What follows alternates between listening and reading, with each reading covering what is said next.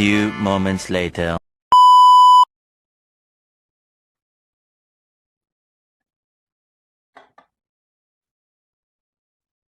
Perkenalkan, nama saya Sofyan. Saya alumni Elektro Unra angkatan 2019. Saat ini saya sedang menjalankan usaha servis elektronik khususnya untuk di handphone dan laptop dan juga elektronik lainnya. Beralamat di Jalan Raya Labuan Lombok, Pringgabaya, Lombok Timur. 6 hours later. Tomorrow, the next day. 2,000 years later. Oke Bang, kalau boleh tahu nih, apa sih motivasi terbesar Abang dalam membangun usaha ini, khususnya di bidang keteknikan dan teknologi? Oke, motivasi terbesar ya. Motivasi terbesar saya itu yang pertama kebetulan karena ini passion saya juga ya, hobi udah kelihatan. Eh, ini juga saya geluti dari SMK juga, mulai servis itu dari rumah. Saya udah mulai servis ya. Terus kemudian sampai sekarang ini karena saya juga ngelihat data barang elektronik itu jalan terus, teknologi jalan terus ya kan, inovasi jalan terus. Apalagi yang sekarang ini adalah per orang itu bahkan hampir tidak ada yang tidak punya HP ya, kecuali anak kecil gitu. Anak kecil pun juga bahkan punya HP gitu. Nah, jadi eh, apa namanya, potensinya itu besar di sana gitu. Dan dibarengin sama passion juga atau hobi juga gitu. Untuk seterusnya itu, apa sih tantangan terbesar Abang dalam memulai usaha ini? Tantangan ya, oke. Untuk tantangan di dunia perbaikan ini, yang pertama itu kalau ada produk baru, terus belum ada yang apa istilahnya, eh, belum ada pelatihannya gitu ya. Jadi kadang-kadang kita itu harus R&D sendiri atau riset sendiri gitu. Nah, kadang-kadang di situ jadi tantangan kalau ada produk baru, eh, atau bahkan kalau kita merasa kurang nih gitu. Jadi eh, kemampuannya kita itu jadi tantangan. Jadi kalau ada produk baru terus kita nggak bisa, itu jadi tantangan. Artinya mau nggak mau kita harus kursus lagi gitu. Jadi nggak ada berhentinya belajar buat di share terus. Mungkin selanjutnya apa nilai atau prinsip utama yang selalu abang pegang dalam menjalankan usaha sehingga bisa bertahan sampai sekarang? Prinsip ya, Ya, prinsip yang dipegang sampai berjalan sekarang. Eh, Prinsip saya itu yang pertama, balik lagi ya ke passion tadi supaya tidak keluar jalur aja. Maksudnya kalau kalau kita nggak suka sama bidang itu kayaknya sulit banget. Maksudnya paling paling enggak itu kita di turunannya lah gitu, yang tempat kita suka tadi gitu. Itu sih yang menurut saya. Nah, soalnya kalau terlalu jauh kayaknya nggak nyaman gitu ngelakuin gitu. Oke, baik. Untuk pertanyaan yang selanjutnya itu, Bang, adakah pengalaman gagal Abang yang sempat membuat Abang itu hampir menyerah gitu? Terus bagaimana pengalaman itu membentuk Abang sebagai entrepreneur? Pengalaman gagal yang sifatnya kayak gagal banget kayaknya eh, nggak ada. Cuman kalau gagal-gagal yang sifatnya kayak apa istilahnya, kecil masih bisa dihandle gitu ya. Tapi ada juga itu yang versi gagal yang membuat kita stres, itu ada. Ada contoh lah kayak HP misalkan ya. Ada kadang-kadang kasusnya itu pengerjaannya sensitif nih. Terus kebetulan ada alat yang kita nggak punya, dan karena ada kecelakaan kerja itu yang membuat kita kayak nggak ada solusi lain gitu. Kayak itu yang bikin kita mogok. Paling gagal-gagal kayak gitu, kayak kita ganti rugi gitu kan. Tapi dari apa, sampai sejauh ini itu sudah bisa kita minimalisir gitu dengan sistem yang kita buat atau pengalaman-pengalaman yang sudah kita lalui, sehingga nggak apa, peraturannya lebih kita atur lagi gitu. Nggak semua barang kita terima, atau kadang dari segi prosedur kalau memang sifatnya sensitif sulit itu nggak boleh asal kerjain, itu tetap harus apa, konfirmasi dulu, harus sih, memang harus banget. Tapi kadang-kadang apa namanya, kecelakaan kerja ini ini nggak kita tahu juga, kadang-kadang tergantung kitanya gitu. Nah, kalau menurut Abang, kira-kira hal apa sih yang penting dipersiapkan untuk kita nih yang mau terjun ke dunia usaha, terutama yang kayak usaha Abang jalanin sekarang ini?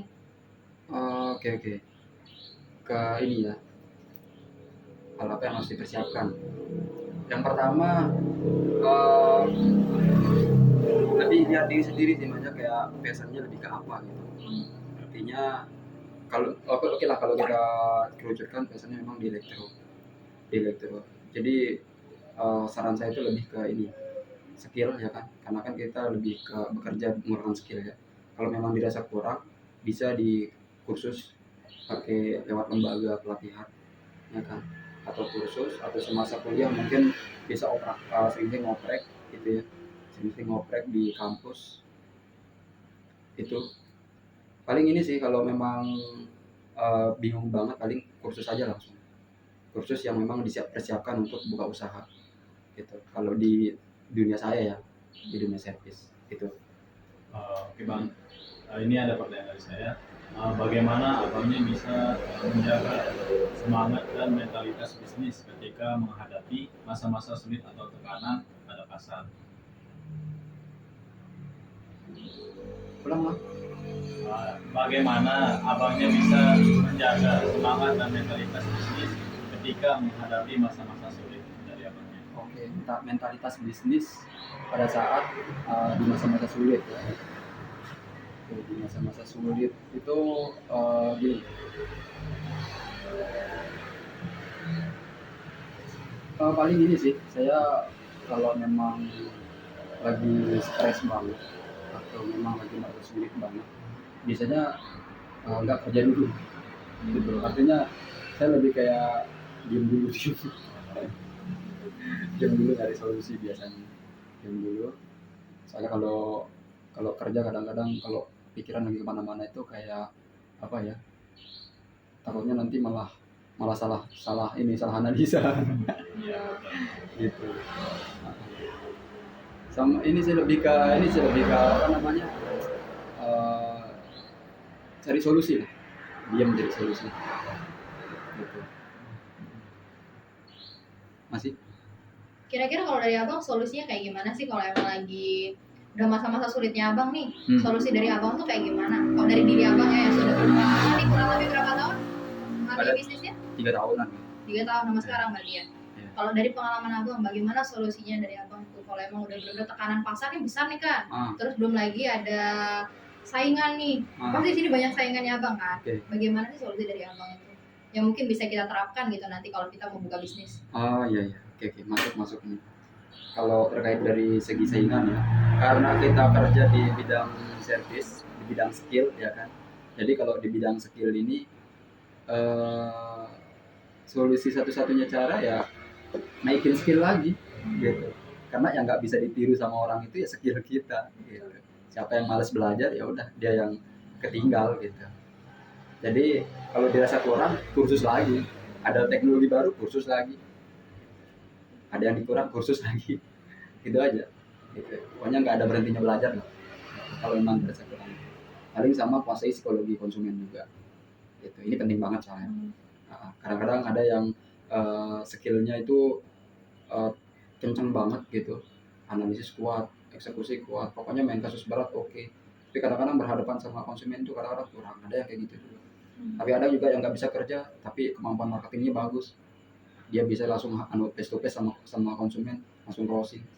Ada juga kayak gitu. Nah jadi kalau kita yang kayak gini nih harus menguasai banyak keilmuan sebenarnya, serius. Jadi kadang-kadang marketing harus dikuasai, psikologinya harus dikuasai, jadi nggak belajar satu hal, semuanya kita pelajari. Gitu. Walaupun nggak dalam banget tapi paling tidak kita tahu gitu. Apalagi namanya psikologi konsumen itu penting sekali. Soalnya nggak, apalagi kita apalagi berdua saya kan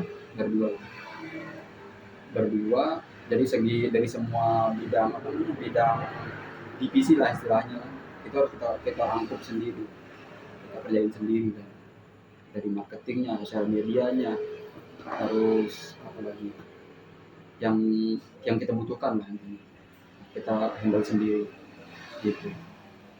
udah waktu. Ini yang terakhir bang, Hmm. mungkin bisa diceritakan Ah. apakah abang punya mentor atau pengalaman penting yang membentuk mentalitas abang sebagai pengusaha? Eh, kalau mental pertama waktu saya magang, memang agak keras memang pengalaman direkturnya juga. Jadi kita diajarin di situ kayak fighter gitulah untuk di lapangan gitu supaya tidak mudah ciut. Kalau diinjak lawan balik gitu. Maksudnya jangan terlalu keras. Maksudnya gitu. Terus sama ini apa tadi mentor ya. Kalau mentor tetap saya kan juga kursus ya. Jadi mentornya ada. Kalau misalkan ada kasus sulit ya kita bisa tanya atau ada forum-forumnya sendiri. Kita bisa share pertanyaan atau share kasus gitu. Nah, kayak gitu. Sama ini sering silaturahim juga ke sesama gitu. Itu namanya piknik bisnis gitu. Mungkin itu aja yang bisa kami katakan.